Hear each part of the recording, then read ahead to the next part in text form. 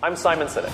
Everything I do is devoted to one single purpose: to inspire people to do what inspires them.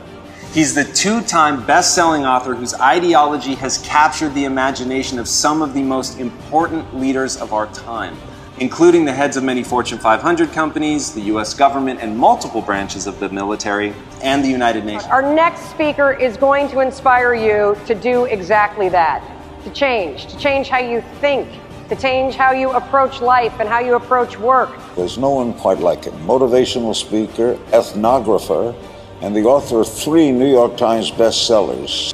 Simon's TED Talk on the concept of why is the 3rd most watched of all time. Please help me in welcoming the incomparable Simon Sinek. Do you love your wife? Yes. Right? Prove it. Like, what's the metric? Give me the number that helps me know, right? Because when you met her, you didn't love her, right? Now you love her, right? Tell me the day the love happened. It's an impossible question, right? But it's not that it doesn't exist. It's that it's much easier to prove over time, right? So all leadership is the same thing. It's about transitions. So if you were to go to the gym, right? It's like exercise, right? If you go to the gym and you work out and you come back and you look in the mirror, you will see nothing. And if you go to the gym the next day and you come back and you look in the mirror, you will see nothing, right? So clearly there's no results, can't be measured, it must not be effective. So we quit, right? Or if you fundamentally believe that this is the right course of action and you stick with it, like in a relationship, I bought her flowers and I wished her happy birthday, and she doesn't love me. Clearly I'll give up. You know, that's not what happens. If you believe there's something there, you commit yourself to an act of service. You commit yourself to the regime, the exercise. You can screw it up. You can eat chocolate cake one day. You can skip a day or two. You know, it allows for that. But if you stick with it consistently, I'm not exactly sure what day, but I know you'll start getting into shape. I know it. And the same with the relationship. It's not about the events. It's not about intensity. It's about consistency. Right? You go to the dentist twice a year, your teeth will fall out. You have to brush your teeth every day for 2 minutes. What does brushing your teeth twice a day for 2 minutes do? Nothing. Unless you do it every day, twice a day for 2 minutes. Right? It's the consistency. Going to the gym for 9 hours does not get you into shape. Working out every day for 20 minutes gets you into shape. So the problem is we treat leadership with intensity. We have a 2-day offsite, we invite a bunch of speakers, we give everybody a certificate. You're a leader, right? Those things are like going to the dentist. They're very important. They're good for reminding us or getting us back on track, learning new lessons. But it's the daily practice of all the monotonous, little, boring things like brushing your teeth that matter the most. She didn't fall in love with you because you remembered her birthday and bought her flowers on Valentine's Day. She fell in love with you because when you woke up in the morning, you said good morning to her before you checked your phone. She fell in love with you because when you went to the fridge to get yourself a drink, you got her one without even asking. She fell in love with you because when you had an amazing day at work and she came home and she had a terrible day at work, you didn't say, yeah, but let me tell you about my day. You sat and listened to her awful day and you didn't say a thing about your amazing day. This is why she fell in love with you. I can't tell you exactly what day, and it was no particular thing you did. It was the accumulation of all of those little things that she woke up one day and as if she pressed a button, she goes, I love him, right? Leadership is exactly the same. There's no event. There's no thing I can tell you you have to do that your people will trust you. It just doesn't work that way. It's an accumulation of lots and lots of little things that anyone by themselves is innocuous and useless. Literally, pointless by themselves. People will look at little things that are good leadership practices and say, that won't work. And you're absolutely right. But if you do it consistently, and you do it in combination with lots of other little things, like saying good morning to someone, that looking them in the eye. My friend George, who's a 3-star general in the Marine Corps, he says his test for leadership, and I love this, he goes, his test for a good leader is if you ask somebody how their day is going, you actually care about the answer. Right? The number of times we're walking to a meeting, we're rushing, we go, how are you? Not good, I got to get to you later, I'm late for a meeting. Right. If you ask the question, you were standing there and you were listening to the answer. It's those little innocuous things that you do over and over and over and over that people will say, I love my job. Not I like my job. I like my job means, yeah, the challenge is great, they pay me well, I like the people. I love my job means I don't want to work anywhere else. I don't care how much somebody else is willing to pay me. I'm devoted to the people here, and I care desperately about the people here as if they were my family. In business, we have colleagues and coworkers. In the military, they have brothers and sisters. That's how they think of each other, right? If you really have a strong corporate culture, the people will think of each other like brothers and sisters. It's like a family, right? No, brothers and sisters. Deep love. Fight, but the love doesn't go away, right? Bicker, the love doesn't go away. And I'll fight with my sister, but if you threaten my sister, you're gonna have to deal with me. Right? We'll fight internally, we'll bicker with each other, but nobody's gonna hurt each other, and if anything from the outside shows up, you're looking at a unified front. Brothers and sisters. Now, how do you create brothers and sisters out of strangers? Common beliefs, common values, parents, in other words, executives who care about their children's success, who care to raise their children, teach them skills, discipline them when necessary, help them build their self-confidence so that they can go on and achieve something more than you could have ever imagined achieving for yourself. That's leadership, an absolute love and devotion for the people who've committed their lives to this enterprise. That's such a brilliant reframe. It's so simple and so beautiful and unbelievably hard work. It is and it isn't. Here's why it is. You said it, it's hard to measure, right? It's hard for me to show. It's hard to measure in the short term. It's very easy to measure in the long term.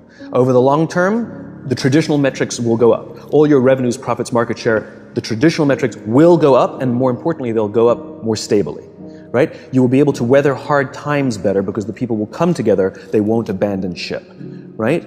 Over the long term, the traditional metrics are just fine. But also over the long term, your churn will go down, right? You won't be going through employees as much, right? Over the long term, you'll find that loyalty is much higher, that people will turn down better paying jobs, right? Over the long term, all the traditional metrics are just fine, and then some. It's only the short term that it's hard to measure.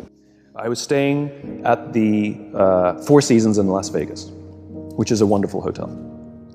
And the service there is really great. The reason it's such a great hotel is because of the people who work there. And I had an experience with a young man by the name of Noah. And Noah's a barista in the coffee shop that they have just there in the lobby. And I was buying a cup of coffee, and Noah was charming and funny and engaging. And I think I gave 100% tip. I think my $5 coffee, I think I gave a $5 tip. I mean, this guy was great. I loved talking to him. He was a joy. And I asked him, do you like your job? He said to me, I love my job, without skipping a beat. Wow. And I asked, what is it that the Four Seasons is doing that you love your job so much?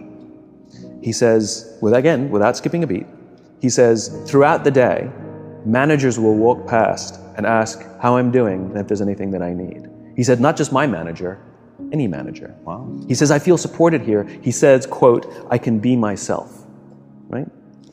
Then, it's magic. And then he says to me, I also work at Caesar's Palace. And there, the managers go around to make sure that we're doing everything right and catch us if we do something wrong. He says, when I go to work at Caesar's Palace, I keep my head just under the radar because I don't want to get in trouble. He says, I just want to get through the day and make a paycheck. Right? Same person. Right. The experience that I have at the Four Seasons will be diametrically opposite to the experience that I have at Caesar's Palace, not because of Noah, but because of Noah's leadership. Right. And the joke is, if I were to go talk to the managers over at Caesar's Palace and say, it's you, they'll say, but you don't understand, we cannot get good work out of our people. Look, no matter how hard we try and how hard we push them, they just don't, so we either have to replace them or push them harder. No. We respond to the environments we're in. Get the environment right, you get the right behavior. Get the environment wrong, you get the wrong behavior. If that is what is happening, it is because of leadership, not because of the people. Yeah, there was a really famous cartoon back in the 80s, The Beatings Will Continue Until the Morale Improves. Yeah. I always thought that was hilarious because it's so terrifyingly accurate. And astonishingly, look, I'm embarrassed that I have a career. I talk about things like trust and cooperation. Why is there demand for my work, But the fact that there is, I'll take it as an opportunity. Yeah. But what's really sort of abominable is that this is not a new idea. Like, there are books galore and speeches galore and articles galore about what leadership is. You know, and we all kind of say the same thing from a different angle, so you can pick your flavor, whichever message resonates most with you, and yet people don't do it. What's the hang up? And so I get this question a lot, which is, what are the most important characteristics about being a leader? You know, vision, charisma, you know? I know some spectacular leaders who don't have big Steve Jobsian visions. They're just not visionary, you know? And I know some spectacular leaders who really don't have a lot of charisma. They kind of just shuffle around, and you're like, that's the guy, that's the guy, right? And they're spectacular, and people will give blood, sweat, and tears for these people. The one thing I am comfortable saying that all effective leaders must have is courage, because it is hard. It is hard to stand up against outside pressure. It is hard to stand up to an external constituency who's pushing you to do something for their short-term gain, to do the right thing for your people. It is hard. It is thankless. It is lonely. Sometimes you get fired. Sometimes you get in trouble. Sometimes you'll lose your job, and the next guy will get all the credit. It's all true. And the courage to do the right thing in the face of overwhelming pressure, only the best leaders have that courage. Only the best leaders. And here's the folly. Courage is not some deep internal fortitude. You don't dig down deep and find the courage, right? It just doesn't exist. Courage is external. Our courage comes from the support we feel from others. In other words, when you feel that someone has your back, when you know that the day that you admit you can't do it, someone will be there and say, I got you. You can do this. That's what gives you the courage to do the difficult thing. It's not going off to an ashram by yourself somewhere for 4 weeks and coming back and finding the courage. It's not what happens. It's the relationships that we foster. It's the people around us who love us and care about us and believe in us. And when we have those relationships, we will find the courage to do the right thing. And when you act with courage, that in turn will inspire those in your organization to also act with courage. In other words, it's still an external thing. That's what inspiration is, right? I'm inspired to follow your example. But those relationships that we foster over the course of a lifetime will not only make us into the leaders we need to be and hope we can be, but they'll often save your life. They'll save you from depression, they'll save you from giving up, they'll save you from any matter of negative feelings about your own capabilities, your own future. When someone just says, I love you, and I will follow you no matter what. I want to talk about that for a second. Why do you think that something so innate, so deeply ingrained in us as love is so, like just yesterday, I can't believe this is true, this is actually true, I'm not making this up. Just yesterday, this will mean something to you guys, I looked Ron Pennant in his eyes and I said, I love you. And I said it like 100%, is my business partner, I said it 100% sincerely. It was just one of those moments where you want to connect and remember, but that's so weird, like I don't do that often.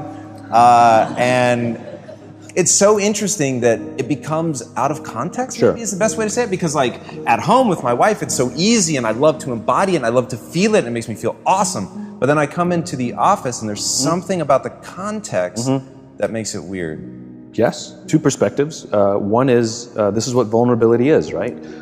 Being vulnerable doesn't mean crying. Being vulnerable means willing to admit you made a mistake. Being vulnerable is the willingness to say, I need help.